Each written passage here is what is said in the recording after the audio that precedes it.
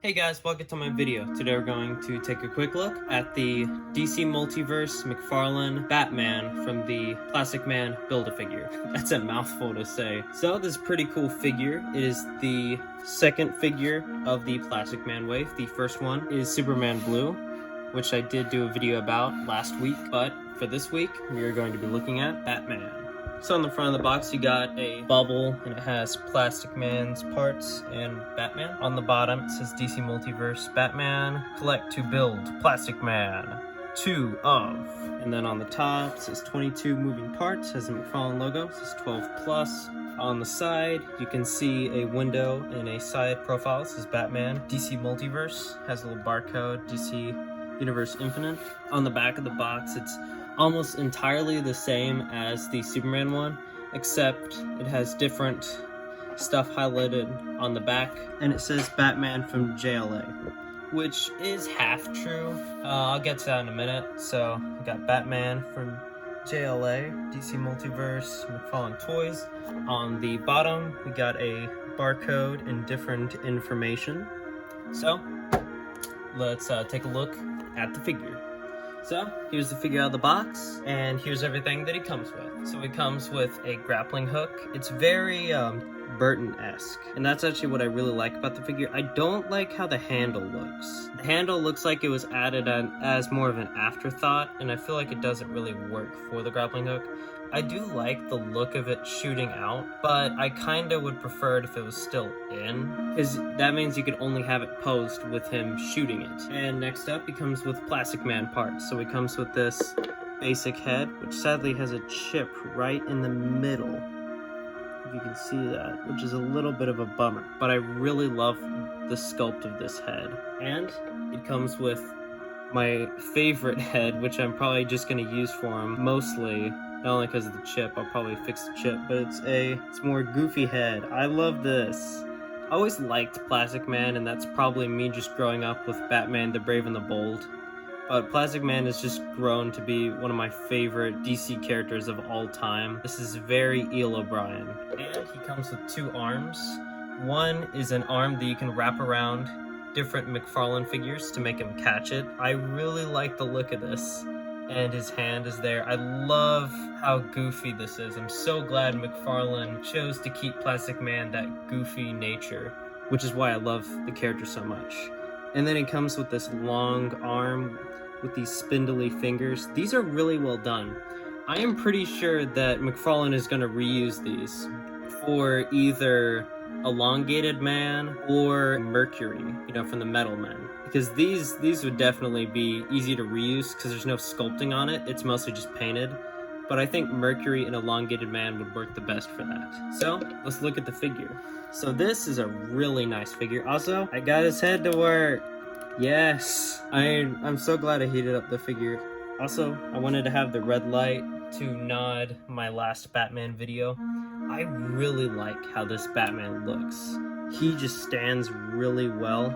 And it's hard to see, but he has this blue tint on all of his more black parts. Like, it's easier to see there, and I actually really like that. I really like that contrast. He's got these nice Burton-esque boots that have these blue highlights on it. They look really nice.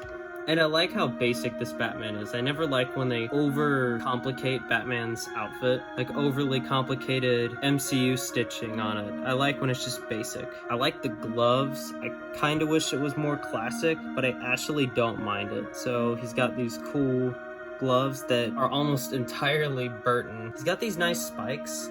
One problem is that they stick out from the sides instead of just being on the back, like how most Batman gloves are, but I don't mind it. The symbol is a little off-center. It's kind of hard to tell, but it is slightly off-center. And I like the belt. The belt is literally just the Tim Burton belt. Really well done. Here's the back of Batman, the back man. That didn't work. It's got information. It might still be a little wet because I rinsed off the figure. I love the cape. Part of me wishes it was cloth, but I think this actually looks amazing either way, so I don't mind that it's not cloth. And the Batman head sculpt on this figure is amazing. It's got all this detailing, slightly blue highlights. I really like the texturing. The texturing is really nice. It makes me think of a gargoyle. And I like the ears. Actually, I was about to say I kind of wish they were pointed straight up, but I actually don't mind this. I'm more of a long-eared Batman guy, unless it's one of those more, you know, bigger and muscular Batmans, then I prefer the short ears. But I like how this looks. It makes me think of kind of how Ben Affleck's mask looks. I feel like the ears are a little small, and I kind of wish the ears were more centered. Kind of like how these ears are. Kind of wish they're more like this. But this still looks really cool. And I like how muscular. I mean, this Batman just looks like, you know, when you think of Batman, this is what you think of. Just a big, imposing Batman. So Posibility is basic. You can move around the head and rotate it 360. You can move around the arms. It does have a butterfly joint. It's kind of hard to tell, so it does rotate. And then this spins 360, and then he has 2 joints on the elbow. The hand can swivel, and it's on the McFarlane ball joints. You can move it around. It's kind of hard to access because it's so well hidden, but I actually like that it's well hidden. Because if you look at it, you wouldn't really tell that there is one, which is really well done. The torso can rotate 360, and then the chest can also rotate 360. You can rotate around. There's a lot of posability in this figure. And then covered by his more rubbery pelvis, he has a joint which can rotate. This can swivel left to right, up, down, forward, back. He has 2 joints on the knee that can bend about that far back. That is a lot of posability. I don't think Batman actually would have that much posability, but that's pretty well done. His foot does have a McFarlane ball joint. It's kind of hard to access because of how the way this boot is made, and it kind of sticks out a little too far. I think if they got rid of this kind of bell-bottom-ish look, it would be a lot easier to pose it, but you can swivel it. It's just really hard to do because of the way the boot is made, and the foot joint can move like that. Pretty good articulation. So for a comparison, here is this Batman next to the original Toy Biz Batman. This is an original cape too, and these two look pretty similar. And look at the boots. The boots are almost the same. This one's a little different, and of course this one has the action feature where you can zip them up. That's pretty cool. Not as detailed as the Kenner one, but it's pretty nice. And speaking of the Kenner one, here he is with the Kenner one. I don't have the Kenner cape. This is actually a different one. There's 2. This is the one with the spinning hand, using that little joint in the back. And this one has a gold paint on it. Kind of wish it was just yellow, but I don't mind it. And these 2 figures together look pretty nice. You can see what I mean about the Burton belt and the boots. And the gloves, see how reminds me of the gloves. I kind of wish they went more Burton with the figure, but I actually really like how it looks. And here is the JLA Batman next to the Platinum Edition Detective Comics 27 figure. I still have the silly putty on the head, by the way. And these 2 figures look really cool. I like how they look together. I think they're around the same size. Let me get this Batman to stand all the way at full height. And let me get this Batman to stand at full height. Yeah, they're about the same height. This Batman is on a stand, so this Batman might be taller. They would work on a shelf together. So if you had both of these figures, they would look really cool. I would show you a head swap, but the neck joint on this head is stuck, and I even tried to heat it up and it wouldn't come out, so I need to find a way to take that joint out. So I could show you what, and I'm too scared to take the head off this to show you what it looks like with this body. I can try, but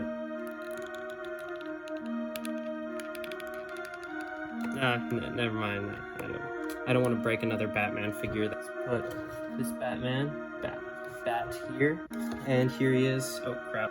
And here is Superman Blue with the JLA Batman. These 2 look really cool together. And so here's Batman with the red light, and here is Superman with the blue light, and here's Batman with the blue light. You can't really tell. By the way, if you're wondering, he comes with this part of Plastic Man. Once I show you all 4 figures of the entire wave, I will show you what Plastic Man looks like complete.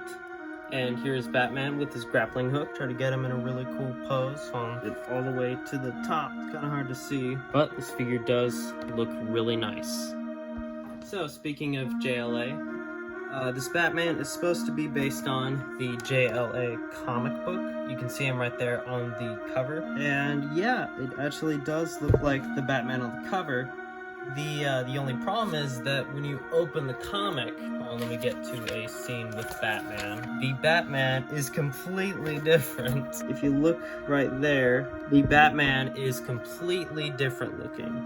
He's got more of a gray and a blue. So McFarlane chose to do the Batman from the cover instead of the one from the actual comic. I don't know. So it comes with the card and a stand, and the card is actually the one from the cover. Kind of wished he chose the one from the actual inside of the comic, since that's technically the JLA one. And here is Batman next to the classic Superman. And I really love this figure, but he is so short compared to Batman, which is funny since Superman is the same height or taller than Batman in the comic books. Regardless, I like how cool these two look together. And here's Batman next to Owlman. And these two figures look awesome together, because since this Batman has a little bit of a blue tint with his cowl, it actually makes it a cool contrast, since Owlman is blue with black and this Batman has a slightly blue cowl with black. Also, I was going to see what Batman's hands would look like on Owlman, but I can't really get his hands out of the sockets very well without popping off the ball joint, so I just won't worry about it. Sorry guys. And here's Batman next to his pal, Deadman. And I actually think that this Deadman actually really works for this Batman. And here he is next to my Flash. I think it's the Rebirth Flash. I really love this figure, and I think these two figures look pretty cool together. If I take him off the stand, they're around the same height. I kind of wish Flash was a little shorter, since in the comics, he was pretty short. He was about as short as Green Arrow, and Green Arrow was pretty short in the comic books. Overall, these two work really well, and I actually really want to build the Justice League now. I got 3 members already. And here he is next to Blue Beetle and Booster Gold.